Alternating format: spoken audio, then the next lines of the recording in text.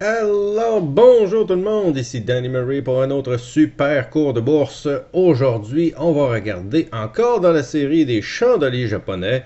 Qu'est-ce que c'est le fameux doji? Donc, on regarde ça à l'instant. Le fameux doji, qu'est-ce que c'est le doji?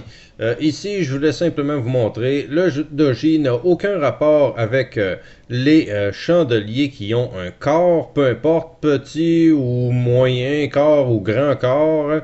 Ça n'a aucun rapport avec la couleur non plus de l'intérieur du corps, que ce soit rouge ou vert, ça ne change rien. Un doji, c'est une chandelle qui va se terminer, l'ouverture et la clôture va se terminer au même coût ou approximativement le même prix. Puisque c'est certain que ça n'arrivera pas nécessairement au prix exact. Donc, il peut y avoir des micro-corps, mais peu importe.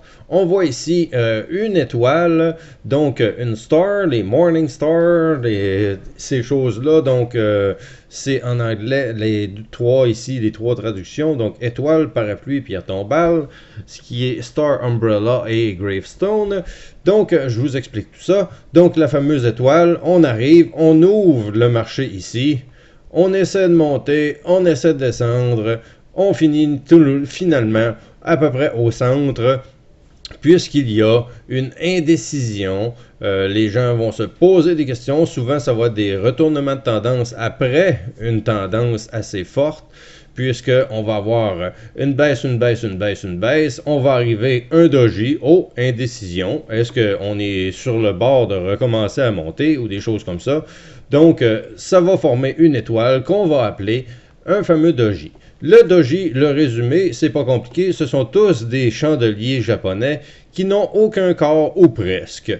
Donc, aucun corps comme ça, peu importe, ça change pas grand-chose. Tant qu'il n'y a pas de corps, nous avons un doji.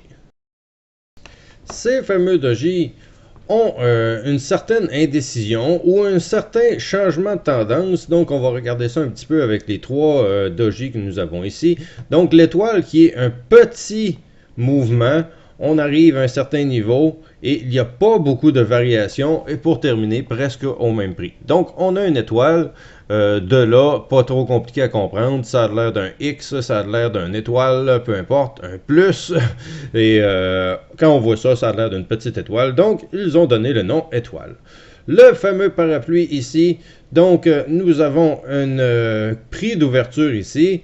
Nous allons faire une variation. Et finalement, non, on va descendre et on va avoir une grosse descente.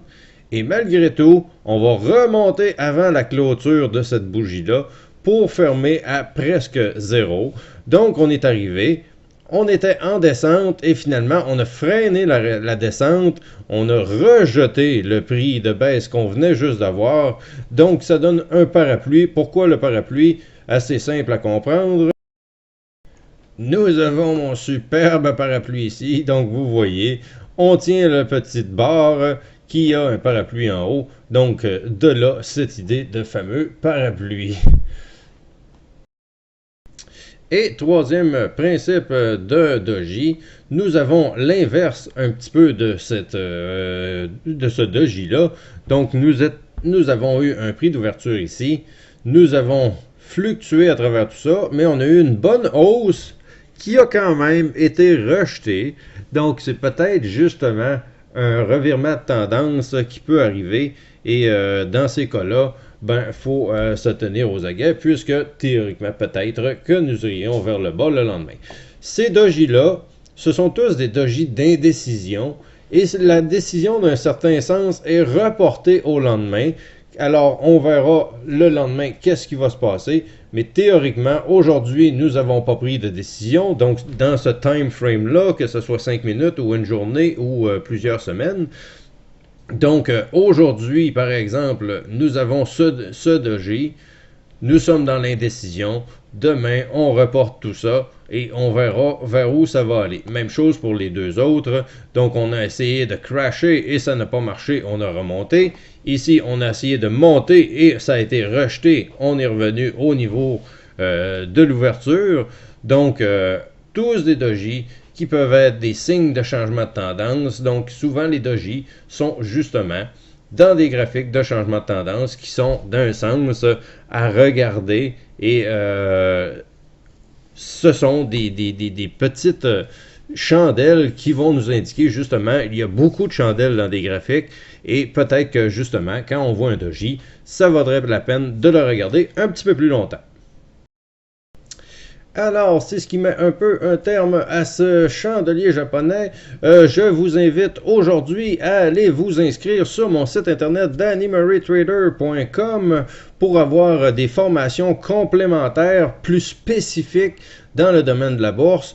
Donc, il y a des choses à apprendre, tout dépendant de la direction que vous allez décider de prendre. Peut-être que ces formations-là pourraient grandement vous aider.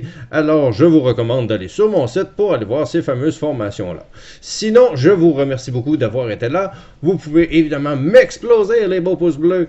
Et on se reparle très bientôt dans la continuité de votre formation. À plus tout le monde, bonne formation à vous.